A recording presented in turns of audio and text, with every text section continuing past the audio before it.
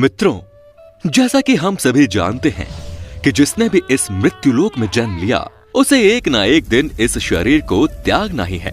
और प्रकृति के इसी नियम का पालन करते हुए जब जब भगवान विष्णु ने भी मनुष्य रूप में अवतार लिया तब तब उन्हें भी मनुष्य रूपी शरीर का त्याग करना पड़ा।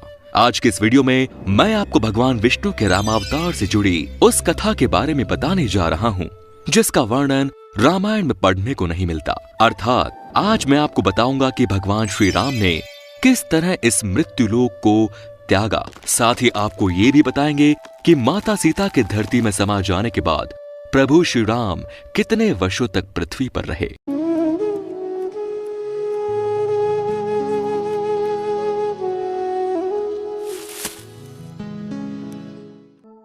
प्रभु श्री राम के देह त्यागने से जुड़े प्रसंग का वर्णन पद्म पुराण में पढ़ने को मिलता है। पद्म पुराण के उत्तरखंड में वर्णित कथा के अनुसार जब माता सीता धरती में समा गई तो प्रभु श्री रामचंद्र सहित परिवार के सारे सदस्य शोक में डूब गए और लवकुश के साथ वापस अयोध्या के राजमहल लौट आए। फिर कुछ समय बाद देवी सीता के शौक से श्री राम के तीनों माताओं का देहांत हो गया और वे सभी अपने पति दशरथ के पास स्वर्ग लोक चली गई। देवी सीता और माताओं के चले जाने के बाद भगवान श्री राम कठोर ब्रह्मचर्य व्रत का पालन करते हुए लगभग 11,000 वर्ष तक अयोध्या पर राज करते रहे। उधर ब्रह्मलोक में ब्रह्मदेव को जब ये ज्ञात हुआ कि भगवान विष्णु जो इस समय रामावतार के रूप में धरती लोक पर निवास कर रहे हैं उनका समय पूरा होने वाला है, तो उन्होंने कालदेव को बुलाया और उनसे कहा कि हे कालदेव, तुम्हें तत्काल धरती लोक जाकर प्रभु श्री विष्णु को जो इस समय रामावतार के रूप में अयोध्या नगरी में निवास कर रहे हैं उन्हें ये संदेश देना होगा कि धरती लोक पर उनका समय पूर्ण होने वाला है और अब उन्हें अपने धाम अर्थात वैकुंठ धाम वापस आना होगा। ब्रह्मा जी की बातें सुनकर कालदेव बोले, हे परमपिता, आपकी आज्ञा का पालन होगा। मैं इसी समय धरती लोक जाकर प्रभु श्री हरि को ये संदेश कह देता हूँ। फिर कालदेव ने ब्रह्मा जी को प्रणाम किया और धरती लोक के लिए निकल पड़े। धरती लोक पहुंचकर कालदेव ने एक वृद्ध संत का रूप धर लिया। फिर लोगों से पूछते हुए वो अयोध्या राजमहल के द्वार पर पहुंचे और सैनिकों से कहा कि मुझे अयोध्या नरेश श्री रामचंद्र से मिलना है। फिर सैनिकों ने जब ये बात श्री राम जी को जाकर बतलाई तो प्रभु राम बोले, जाओ और उन्हें सम्मान के साथ मेरे पास लेकर आओ। प्रभु की आज्ञा पाते ही सैनिक द्वार पर खड़े उस वृद्ध संत को उनके पास लेकर आ गए। यह देख श्री राम ने उन्हें प्रणाम किया और फिर उन्हें आसन पर बिठाया। जिस कक्ष में ये सब हो रहा था उस समय वहां लक्ष्मण जी भी उपस्थित थे। रामचंद्र जी ने जब उस वृद्ध संत से पूछा कि हे ब्राह्मण, कृपया कर बताइए कि मैं आपकी क्या सेवा कर सकता हूँ। ये सुन संत रूपी कालदेव बोले, हे राम, हमारी और आपकी बातें अकेले में ही संभव है, इसीलिए अपने भाई लक्ष्मण को यहां से जाने की आज्ञा दें।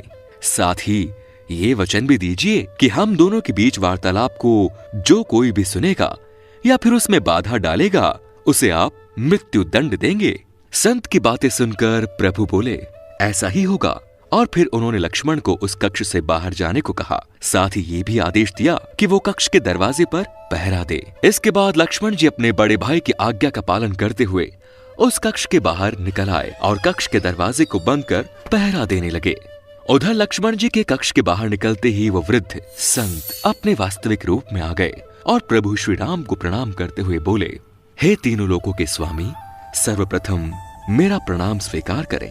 प्रभु, आपके पास मुझे परमपिता ब्रह्मा जी ने ये कहने को भेजा है कि आपने जिस कार्य हेतु मनुष्य रूप में अवतार लिया था वो कार्य पूर्ण हो चुका है और इस अवतार में आपने अपने लिए जितनी आयु निश्चित की थी वो भी पूरी हो गई है।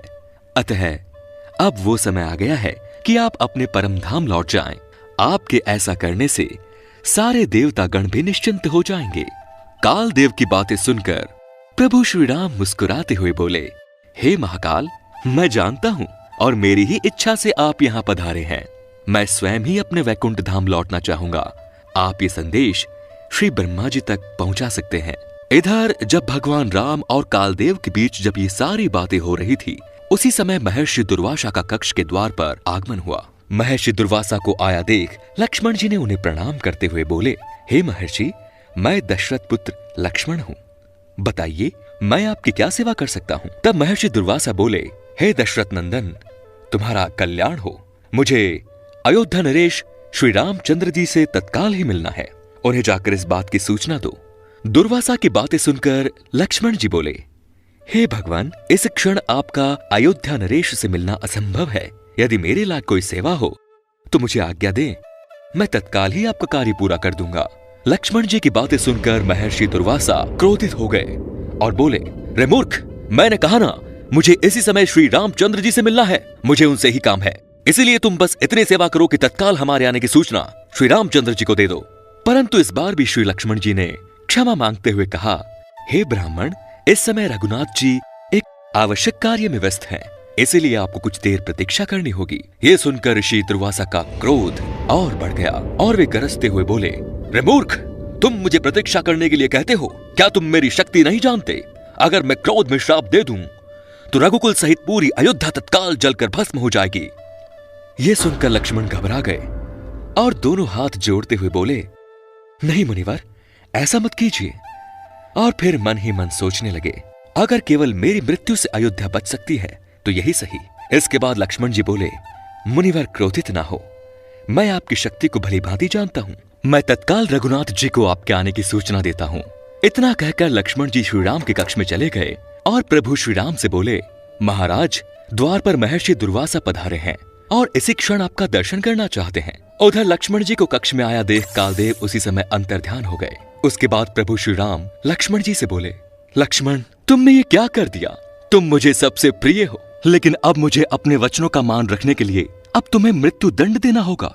अपने बड़े भाई श्रीराम को चिंतित देख लक्ष्मण बोले, भैया, मैं विवश था क्योंकि महर्षि दुर्वासा अपने श्राप से अयोध्या को भस्म करना चाहते थे, इसीलिए मैंने निश्चय किया कि अगर मेरी मृत्यु से अयोध्या बच सकती है तो वो सही है, इसीलिए मैंने आपकी आज्ञा का उल्लंघन किया, जिसके लिए भैया मैं क्षमा चाहता हूँ। फिर श्री राम लक्ष्मण से बोले, लक्ष्मण, जाकर महर्षि दुर्वासा को आदर सहित अंदर लेकर आओ। फिर महर्षि दुर्वासा और श्री राम के बीच कुछ देर बातें हुई और जब दुर्वासा राजमहल से चले गए तब श्री राम ने अपने सभासदों को बुलाया और अपनी दुविधा के बारे में बतलाया।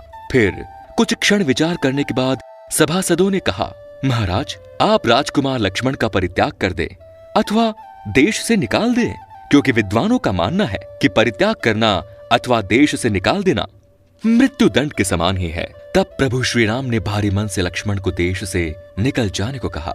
उधर लक्ष्मण को देश निकाला देने के बाद पूरे अयोध्या में फैल गई। अयोध्यावासी आपस में कई तरह की बातें करने लगे, किंतु लक्ष्मण अपने भ्राता के वचनों का मान रखने के लिए राज्य से बाहर जाने के बजाय सरयू नदी में जल समाधि ले ली और अपने वास्तविक रूप अर्थात शेषनाग के रूप में आकर परम धाम को चले गए। उधर जब इस बात का पता प्रभु श्री राम को चला तो वो दुखी रहने लगे और मन ही मन सोचने लगे कि पहले मेरी प्रिय सीता मुझे छोड़कर चली गई और अब मेरा सबसे प्रिय भाई भी मुझे छोड़कर चला गया, इसीलिए मुझे भी अब अपने धाम को लौट जाना चाहिए। उसके बाद उन्होंने अपने पुत्र वीरवर कुश को कुशावती और लव को द्वारवती राज्य का राजा बना दिया और स्वयं के जाने की बात लोगों को बतलाई। उस समय भगवान श्री राम के अभिप्राय को जानकर विभीषण, सुग्रीव, जाम्बवान, हनुमान जी सहित सभी वानर उनके पास अयोध्या आ गए और श्री राम के साथ वैकुंठ धाम जाने की जिद करने लगे। तब श्री राम हनुमान जी से बोले, हे हनुमान, तुम मेरे साथ वैकुंठ नहीं जा सकते, क्योंकि तुम्हें तो सृष्टि के अंत तक मेरे नाम का महत्व लोगों को बतलाना है। और जाम्बवान जी, आपको भी द्वापर युग तक इस धरती लोक पर रहना होगा, और जब मैं द्वापर में श्री कृष्ण के नाम से अवतार लूंगा और तुमसे युद्ध करूंगा, तभी तुम्हें मुक्ति मिल सकती है। उधर ये बात जब अयोध्या वासियों को पता चली तो वे आंखों में आंसू लिए प्रभु राम से अपने साथ ले चलने की विनती करने लगे। भक्तों के मन में अपने लिए इतना प्रेम देखकर प्रभु राम की आंखों में भी आंसू भर आए और उन्होंने सभी की विनती स्वीकार कर ली। और फिर अगली सुबह श्री राम अयोध्या के नागरिकों के साथ सरयू नदी की ओर चल पड़े। सरयू नदी के तट पर पहुंचकर श्री राम जल के अंदर देह त्याग दिया और फिर विष्णु रूप में प्रकट होकर सरयू तट पर खड़े नागरिकों को आशीर्वाद देकर अंतर ध्यान हो गए। यदि आप हिंदू धर्म से जुड़ी इसी तरह की और अनूठी जानकारियों से अवगत होना चाहते हैं तो सब्सक्राइब करें, लाइक करें हमारे चैनल और नीचे कमेंट्स करके ये जरूर बताएं आपको हमारी वीडियो कैसी लगी। धन्यवाद।